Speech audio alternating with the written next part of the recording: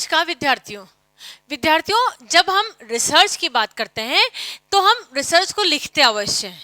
Research को क्यों लिखा जाता है? रिसर्च को इसलिए लिखा जाता है कि जो ज्ञान आपको रिसर्च करने के बाद में प्राप्त हुआ है उस ज्ञान को आप लोगों में बांटें, डिस्ट्रीब्यूट करें। ठीक है, जो ज्ञान आपने मिला है वह उस ज्ञान से मानव सभ्यता की प्रगति हो, आपका जो समाज है उसकी उन्नति हो, उसमें किसी तरह की कोई समस्या हो, उस समस्या का निराकरण हो। अब उद्देश्य तो बहुत है हमारे उसके लिए, परंतु इसको लिखा कैसे जाता है? जनरली जो हम रिसर्च को लिखने की बात करते हैं, रिसर्च को लिखने में इसको रूपरेखा बनाई जाती है और इस रूपरेखा को मुख्यतः 3 भागों में डिवाइड किया गया है। टोटल जो रिसर्च आपने लिखाई जाती है, जनरली इसको थीसिस कहा जाता है। इस थीसिस को 3 भागों में बांटा गया है। एक है प्राथमिक भाग, फिर है मुख्य भाग और अंतिम भाग। ठीक है, इसको कैटेगराइज वाइज करा गया है। हर यूनिवर्सिटी जो भी होती है, हर यूनिवर्सिटी का लिखाने का तरीका अलग अलग होता है। किसी में मुख्य भाग में जो पॉइंट्स हम बता रहे हैं ये ऊपर नीचे हो सकते हैं। ठीक है, जरूरी नहीं है कि जो पॉइंट्स हम बता रहे हैं आप उसी तरीके से लिखें। हर यूनिवर्सिटी के रूल्स, नियम, कायदे अलग अलग होते हैं, परंतु जो मुख्य तरीके से रिसर्च लिखी जाती है, रिसर्च को लिखने के यही तरीका होता है, यही पॉइंट्स होते हैं। ऊपर नीचे अवश्य हो सकते हैं यूनिवर्सिटी के रूल्स के अकॉर्डिंग। तो जो रिसर्च है उसको किस तरीके से लिखा जाता है, इसके कौन से पॉइंट्स होते हैं, ये आज का हमारा टॉपिक रहेगा। और टॉपिक है हमारा जो रिसर्च प्रतिवेदन है उसकी रूपरेखा, किस तरीके से लिखा जाता है। तो रिसर्च की जब रूपरेखा की बात करते हैं तो इसको मुख्यतः कितने भागों में डिवाइड किया है? 3 भागों में। प्रथम भाग, मुख्य भाग और अंतिम भाग। हम बात करते हैं फर्स्ट पार्ट की। ठीक है, तो फर्स्ट पार्ट है, इसके अंदर सबसे पहले क्या होता है? शीर्षक, उद्देश्य। आपने जो भी रिसर्च ली है उस रिसर्च का टॉपिक क्या है, इसके बारे में हम अध्ययन करते हैं। ठीक है, रिसर्च का टॉपिक क्या है, इसको हम हिंदी और इंग्लिश दोनों में लिखा जाता है। ठीक है, रिसर्च का जो टॉपिक होता है वह हिंदी वर्जन और इंग्लिश, चाहे आप वर्जन दोनों में लिखा जाता है। चाहे आप हिंदी में रिसर्च लिख रहे हो, आपका जो रिसर्च का प्रतिवेदन दे रहे हैं आप, चाहे हिंदी में दे रहे हो चाहे इंग्लिश वर्जन में दे रहे हो, किसी भी वर्जन में दें, परंतु जो रिसर्च का जो टॉपिक होता है वह हिंदी और इंग्लिश दोनों में दिया जाता है। ठीक है, सारांश मतलब एब्स्ट्रैक्ट। एब्स्ट्रैक्ट 1 या 2 पेज का होता है जिसमें हम पूरी आपने जो रिसर्च कर रही है, रिसर्च का उद्देश्य क्या है, आपने कौन सा मेथड लिया है, आपने सैंपल कैसे इकट्ठे करे हैं, आपने रिव्यू किस तरीके से इकट्ठा करा है, आपने जो रिजल्ट्स डेटा इकट्ठा किस तरीके से किया, डेटा एनालिसिस किस तरीके से किया है, डेटा की जो फाइंडिंग्स आई हैं, आपके रिजल्ट्स की फाइंडिंग किस तरीके से आई है, क्या निकाला है, आपका एब्स्ट्रैक्ट जस्ट क्या निकल के आया है, उसके पूरे बारे में आपको 1 या 2 पृष्ठ के बारे में लिखना होता है। ये होता है आपकी रिसर्च का सारांश। कई बार कई यूनिवर्सिटीज में इसको पीछे की तरफ लिखा जाता है, यानी कि अंतिम भाग में लिखा जाता है, परंतु कई यूनिवर्सिटीज में आजकल इसका प्रचलन होता जा रहा है कि इसको सारांश को आगे के पॉइंट्स में लिखा जाता है। टोटल बात यह है कि सारांश क्या होता है? सारांश आपकी पूरी रिसर्च का, आप पूरा जो प्रतिवेदन है, चाहे वो 100 पेज का हो चाहे 150 पेज का हो, आपको पूरा सारांश 1 से 2 पृष्ठ के मध्य में इसको लिखना होता है। ताकि इसके पीछे कारण भी होता है और लॉजिकल कारण होता है। लॉजिकल कारण ये कि अगर किसी को पूरी रिसर्च नहीं पढ़नी हो, उसके लिए काम की है अथवा नहीं, उससे रिलेटेड है अथवा नहीं, तो वो सारांश पढ़ के फाइंड आउट कर सकता है। एक्सपर्ट्स सारांश पढ़ के बता सकते हैं कि आपकी रिसर्च आपने जो करी है वह सही करी है अथवा गलत करी है। ठीक है, नेक्स्ट है मुख्य शब्द। आपकी रिसर्च के अंदर क्या क्या मेन शब्दों का इस्तेमाल किया गया है। जैसे हम बात करते हैं वुमेन एंटरप्रेन्योर्स का स्वॉट एनालिसिस। ठीक है, महिला उद्यमियों की स्वॉट एनालिसिस, क्या वो अपनी जॉब से सेटिस्फाई है अथवा नहीं।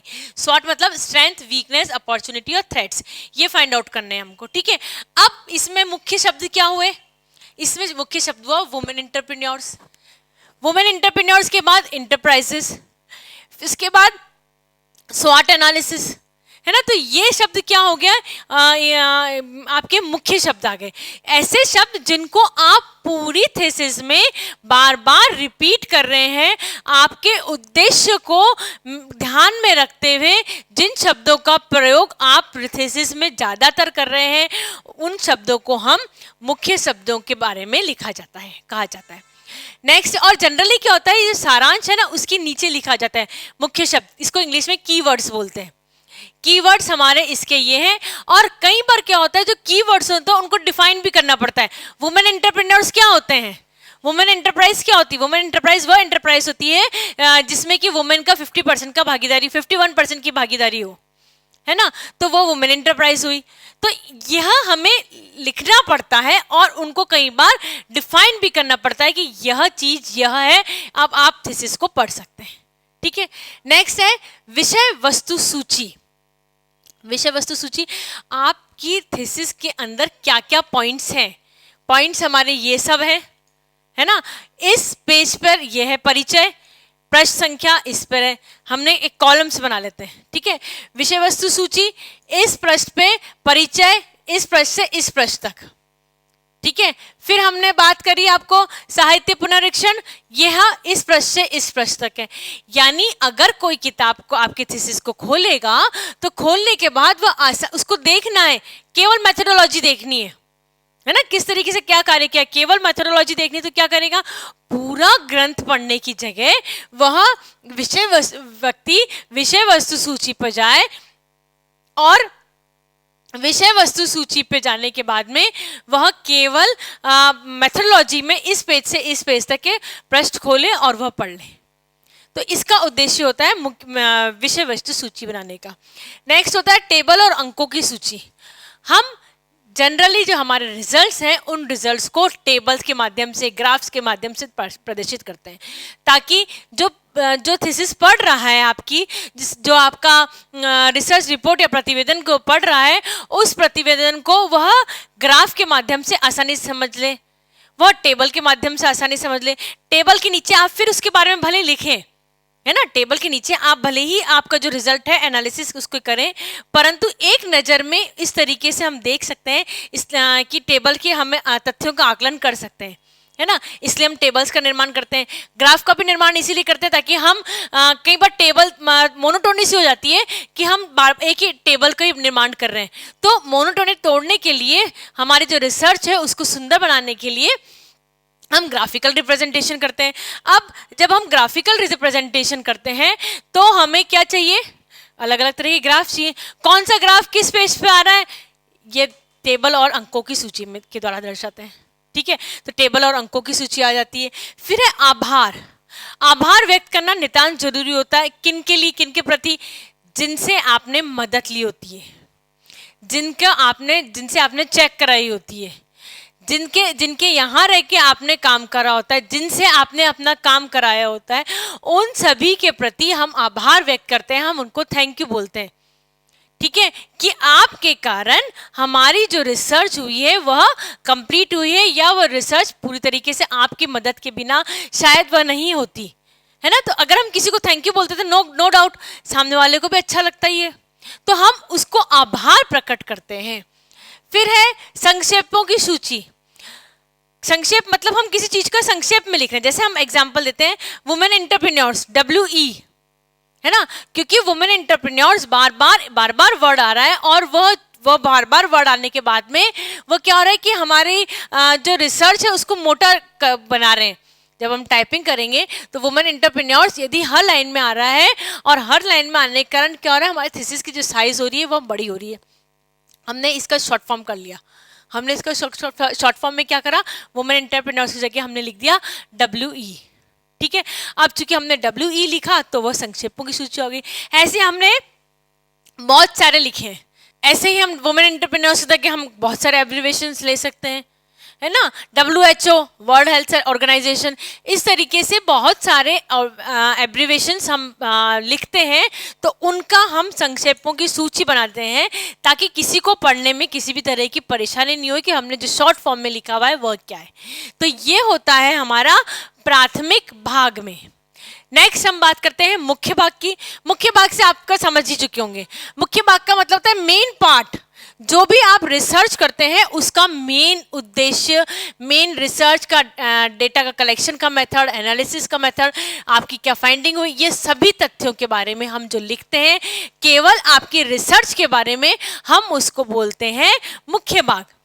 इसमें सबसे पहला होता है परिचय यानी कि इंट्रोडक्शन। इंट्रोडक्शन में आप अपना जो भी आपका उद्देश्य होता है, रिसर्च का उद्देश्य होता है, उसके बारे में लिखते हैं। उसके बारे में हम जनरली इंट्रोडक्शन देते हैं, परिचय देते हैं कि हमारा रिसर्च का उद्देश्य है। जैसे हम एग्जांपल लेते हैं, हमने अभी आपको एग्जांपल लिया है स्वॉट एनालिसिस ऑफ वुमेन एंटरप्रेन्योर्स, ठीक है, महिला उद्यमों के स्वॉट एनालिसिस की वो अपने जॉब से कितनी तरह सेटिस्फाइड है अथवा नहीं है, ठीक है। ये हमने क्या लिया, हमारा टॉपिक था। अब हम क्या क्या फाइंड आउट करेंगे, वुमेन एंटरप्रेन्योर्स क्या है।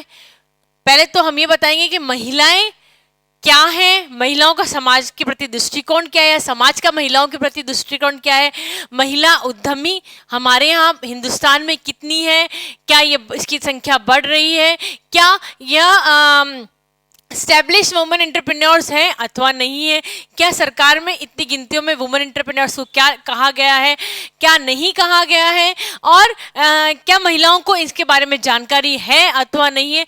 यानी हम टोटली जनरली हम उसका इंट्रोडक्शन देते हैं, ठीक है। फिर हम उसमें लिखते हैं कि हमारा टॉपिक क्या है, आपका रिसर्च का क्या उद्देश्य है। एक उद्देश्य है कि दो उद्देश्य हैं कि तीन उद्देश्य हैं, जितने भी उद्देश्य हैं, ठीक है, उन उद्देश्यों के बारे में हम लिखते हैं। इसमें कैसे लिखेंगे हम, जैसे हमने वुमेन एंटरप्रेन्योर्स ले तो general profile of women entrepreneurs को फाइंड आउट करना, महिला उद्यमों के बारे में सामान्य जानकारी, इस इतनी क्वालिफिकेशन है, इन महिलाओं की अर्निंग इतनी होती है, इन महिलाओं में परिवार का साथ इतना मिलता है, जॉइंट फैमिली से है कि न्यूक्लियर फैमिली से है, उनके एजुकेशनल क्वालिफिकेशन क्या है, इसके बारे में हमने पूरा जनरल प्रोफाइल लेना है, ठीक है। ये हमारा फर्स्ट उद्देश्य हो गया। सेकंड उद्देश्य हमारा क्या है, हमने अभी बताया आपको स्वॉट एनालिसिस करना, ये हमारा सेकंड उद्देश्य हो। तो हमने क्या लिखा, इसमें हमने पूरा लिखा, क्या क्या क्या लिखा हमने, महिला क्या है, महिलाओं के बारे में, महिलाओं के सशक्तिकरण के बारे में, क्या क्या पॉलिसीज चल रही है। फिर हम महिला उद्यमी पर आए, महिला उद्यमी पे आने के बाद में हमने महिला उद्यमियों की स्थितियों के बारे में डिस्कस करा, और फिर हमने हमारे रिसर्च का उद्देश्य लिखा। ये सब किस में आएगा, परिचय में। साहित्य पुनरीक्षण, review of literature. Review of literature में हम ये बताएंगे कि सन इसमें हमारी स्टडी से रिलेटेड, केवल हम किसी और स्टडी से रिलेटेड नहीं करेंगे, है ना। जब हम रिव्यू देखते हैं तो रिव्यू केवल रिव्यू ऑफ लिटरेचर हमारी स्टडी से जो भी रिलेटेड होगा वह हम बताएंगे। हम बताएंगे रिव्यू ऑफ लिटरेचर में कि महिला उद्यमी ने सक्सेसफुल यहाँ से स्टार्ट हुई थी, लिखना यहाँ से स्टार्ट करा था, इस व्यक्ति के ने स्वॉट एनालिसिस करी ऑर्गेनाइज सेक्टर पे तो इनको ये मिला, अनऑर्गेनाइज सेक्टर में इसमें पर्टिकुलर ब्यूटी पार्लर्स पे करा रिसर्च तो ये मिला, टेलरिंग पे करा तो ये मिला, जूस सेंटर पे करा तो ये रिजल्ट मिले। यानी हम महिला उद्यमियों से रिलेटेड विभिन्न तरह की जो रिसर्चेस अवेलेबल हैं इसका हम रिव्यू करते हैं, ठीक है। तो ये क्या हो गया, साहित्य पुनरीक्षण। अच्छा, जब हम इसको लिखते हैं तो हम यहाँ बता दें कि हम इसको ईयर वाइज लिखते हैं, है ना। सबसे पुरानी रिसर्च सबसे पहले, या कई बार बच्चों ऐसा होता है क्योंकि हर यूनिवर्सिटी के अलग अलग नियम होते हैं तो उसको अल्फाबेट वाइज भी लिखा देते हैं। ए अल्फाबेट ने, ऑथर का नाम भी तो लिखेंगे हम, है ना, हम केवल रिसर्च तो पढ़ेंगे नहीं। इस सन में इस ऑथर ने यह लिखा है, इस रिसर्च के बारे में हम 5-6 लाइनें लिखेंगे, ठीक है, समझ गए आप। एक्स ऑथर ने एक्स वाई ईयर में महिला उद्यमियों के बारे में ये पॉइंट्स लिखे, या उसकी रिसर्च में ये फाइंडिंग हुआ है, उनका ये व्यूज थे, इसके बारे में हमने लिखा है ना। तो वो हम अल्फाबेट वाइज भी लिख सकते हैं और हम चाहें तो ईयर वाइज भी लिख सकते हैं, डिपेंड करता है यूनिवर्सिटी के नियम पे, है ना। तो इसके अंदर जो रिव्यू ऑफ लिटरेचर है, रिव्यू ऑफ लिटरेचर में हम पूरा रिव्यू जहां से लास्ट से लेके लेटेस्ट ईयर तक के बीच के बारे में हम लिखते हैं। नेक्स्ट है प्राप्त तथ्य, क्या क्या तथ्य फाइंडिंग्स आपको प्राप्त हुई। हमने हमारे परिचय में हमने बताया था कि हमारे रिसर्च का उद्देश्य ये है। अब आपके रिसर्च का जो उद्देश्य है उसके हिसाब से आपने फाइंडिंग क्या क्या हुई और किस तरीके से फाइंडिंग हुई इसके बारे में आप लिखेंगे। आपकी मेथोडोलॉजी क्या थी, आपने सैंपल्स को किस तरीके से सेलेक्ट करा, सैंपल्स को सेलेक्ट करने के बाद में आपने डेटा का उनको क्या आपने प्रश्नावली मेथड लिया तथ्य को संकलन करने के लिए, या आपने अवलोकन मेथड लिया, या आपने एक्सपेरिमेंटल मेथड लिया, केस स्टडी मेथड लिया, XYZ जो भी मेथड आपने उपयोग में लिया है, ठीक है। तो उस किस तरीके से आपने उसको प्राप्त किया, है ना। आपका मेथड रिसर्च का डेटा कलेक्शन का क्या था, इसके अंदर हमने लिखा आपका प्राप्त तथ्य। फिर हम बात करते हैं चर्चा एवं विश्लेषण की, यानी कि आपने डेटा इकट्ठा कर लिया। अब आपका मेन पॉइंट आता है, वो है डेटा एनालिसिस। आपने क्या फाइंड आउट किया, आपके जो तथ्य थे उससे आपने क्या क्या निष्कर्ष निकाले। निष्कर्ष में ये हो हम कह सकते हैं कि महिलाओं का स्ट्रेंथ उसका परिवार है। महिला उद्यमी अपना परिवार को अपना स्ट्रेंथ मान सकती है। ये भी हो सकता है महिला अपने परिवार को अपना वीकनेस मान सकती है। Anything can be happen. तो आपका और क्यों परिवार को अपना स्ट्रेंथ मांगती है, क्योंकि परिवार उसका सपोर्ट करता है। महिला उद्यमी अपने परिवार को महिला उद्यमी को सफल बनाने के लिए परिवार उसकी बैकबोन है, ठीक है। क्यों? क्योंकि उसके पग पग पर जो परिवार है उसका हर तरीके से सपोर्ट करता है। तो ये सब हम किस में लिखेंगे, चर्चा और विश्लेषण में। तथ्य हमें मिला, तथ्यों को संकलन करा, तथ्यों को संकलन करने के बाद में हमने क्या किया, उसका विश्लेषण किया कि ये ऐसा है क्यों है। और ये हम किसके द्वारा बता सकते हैं, टेबल एवं अंकों के द्वारा बता सकते हैं। हम ऑर्गेनाइज सेक्टर और अनऑर्गेनाइज सेक्टर के बारे में करा तो हम उसको टेबल के माध्यम से बना सकते हैं, हम ग्राफ्स के माध्यम से अच्छी तरीके से इसको समझा सकते हैं। तो ये होता है चर्चा और विश्लेषण में लिखा जाएगा। फिर हम बात करते हैं निष्कर्ष और सिफारिशों की। हमने रिसर्च करी तो हम निस्संदेह किसी निष्कर्ष पे पहुंचेंगे। महिला उद्यमी सफल हैं क्योंकि, महिला उद्यमी असफल है क्योंकि। हमने यह स्टडी करी है केवल ऑर्गेनाइज सेक्टर पे, आप अनऑर्गेनाइज सेक्टर पे कर सकते हैं। हमने करी है गवर्नमेंट के ऊपर, आप नॉन गवर्नमेंट ऑर्गेनाइजेशन के ऊपर कर सकते हैं। हमने करी है गर्ल्स के ऊपर, आप बॉयज़ के ऊपर कर सकते हैं। हमने करी गांव की गर्ल्स के ऊपर, आप शहर की गर्ल्स के ऊपर कर सकते हैं। यानी हम सिफारिश देके हम ये बता सकते हैं कि फर्दर जो स्टडीज़ है वो फर्दर स्टडीज़ किसके ऊपर की जा सकती है और किस तरीके से की जा सकती है, ठीक है। तो ये होता है निष्कर्ष और सिफारिशों के अंदर लिखेंगे। फिर हम बात करते हैं अंतिम भाग की। हमने दो पार्ट्स कंप्लीट कर लिए, पहला है प्राथमिक भाग और दूसरा है मध्य भाग। मध्य भाग जो होता है वह क्या होता है, मेन पार्ट होता है किसका, जो कि आपकी रिसर्च का मुख्य, जो व्यक्ति रिसर्च कर रहा है, अनुसंधान करता है, जो रिसर्च कर रहा है, उस रिसर्च का मुख्य पार्ट होता है। तो इसके अंदर है अंतिम भाग। अंतिम भाग में परिशिष्ट लिखा जाएगा, ठीक है। तो परिशिष्ट क्या होता है, परिशिष्ट में वह पॉइंट्स आते हैं जो आपने रिसर्च की मेथोडोलॉजी में यूज किए होते हैं। फॉर एन एग्जांपल, यानी कि आपने स्वॉट एनालिसिस के लिए कुछ क्वेश्चनर बनाए, तो क्वेश्चनर कौन से थे, क्या थे, किस तरीके से थे, यस और नो थे, 2 पॉइंट स्केल था, 3 पॉइंट स्केल था, 5 पॉइंट स्केल था, क्या था, है ना। हम तो लिख देंगे हमने 5 पॉइंट स्केल किया, 5 पॉइंट स्केल में कौन कौन से थे, हमने क्वेश्चन कौन से पूछे, पूरा जो क्वेश्चनर है वह हम किस में बनाएंगे, परिशिष्ट में लिखेंगे। जैसे आपने सैंपल्स को दिया है वही क्वेश्चनर आपको किस में लगाना पड़ेगा, परिशिष्ट में लगाना पड़ेगा। आपके कहीं न्यूज़पेपर में आया है तो आप किस में लगाएंगे, परिशिष्ट में लगाएंगे।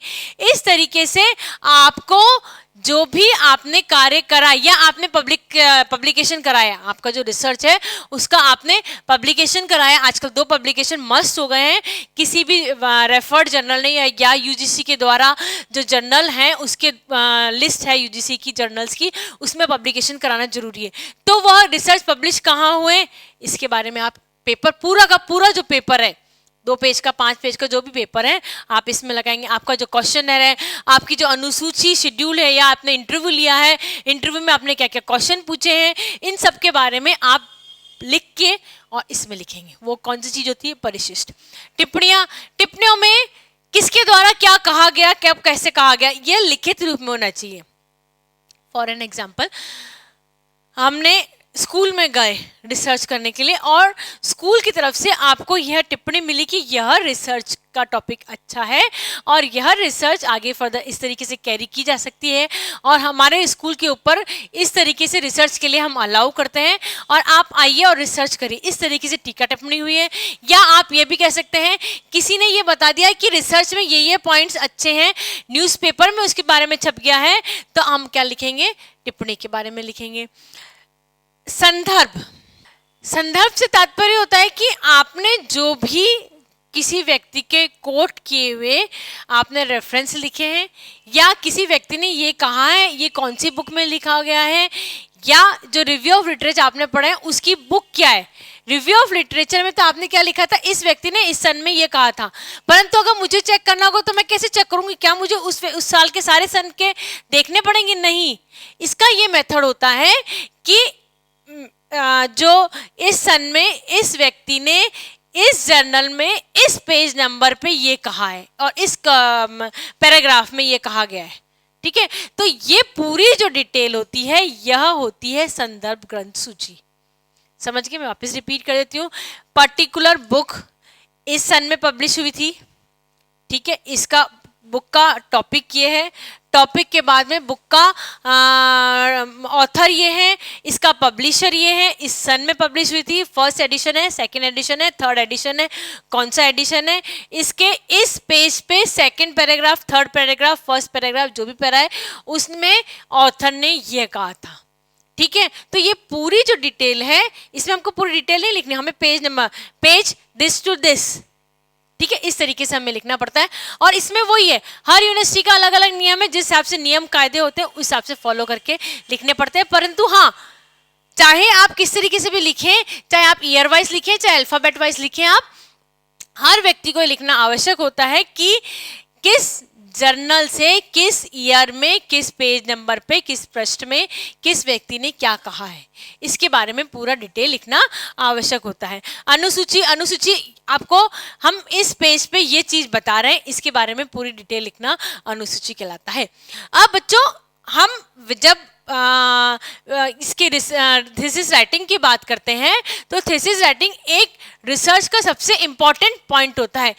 जिस हमेशा जब रिसर्च लिखी जाती है उसके अंदर जो भाषा का इस्तेमाल होता है वह इस तरीके से भाषा का इस्तेमाल होना चाहिए कि भाषा टेक्निकल भी होनी चाहिए, नो डाउट, भाषा सरल भी होनी चाहिए, भाषा इस तरीके भी होनी चाहिए कि आम जनता को आसानी से इसको समझा जा सके, और जो लिखा जाता है उसको, जो हमने पॉइंट्स बता रखे हैं आपको, फर्स्ट भाग, सेकंड भाग और थर्ड भाग, इसको अच्छी तरीके से लिखना चाहिए।